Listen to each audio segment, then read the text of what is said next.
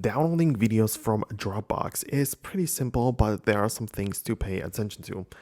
Obviously, you can have access to your Dropbox through the web browser, but the first way or the first step would be to just get the app from the App Store, as it's much more intuitive and essentially just better, right? So, what you can do is just get inside, make sure you're signed in, and then go to your files section so you can scroll through it and essentially just locate any video that you want to be looking at, right? So, for example, there's this video right here. I can play it and whatever, but in case I want to save it, in case I want to download it from Dropbox to my iPhone, I'm going to click on the three dots and I can click on a save video. Save video is going to make sure it shows up in the Photos app on your iPhone. So in case you want to put it in here, then this is the button that you need to click on.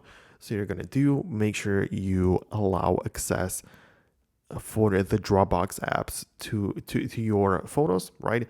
You got to do it since you need to grant access so you can actually save it there. And once you do this, you're going to notice that there is the video right here. Obviously, it might be a little bit like out of place. You can see it doesn't show up in the latest photos. It only shows up in here in the recent downloads because it's been from the May 14th, which is like half a year ago now at this point, because it utilizes the date and the time of the video itself, not the download of the video, if that makes sense, right? So it's not going to show up at the end of the line here, but it's going to show up in the recents folder.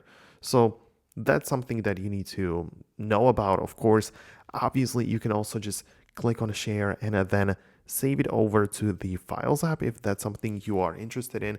Perhaps you don't want to keep it in the Photos app, you want to save it somewhere else. But once you have it down from the Dropbox, you can do whatever you want with it.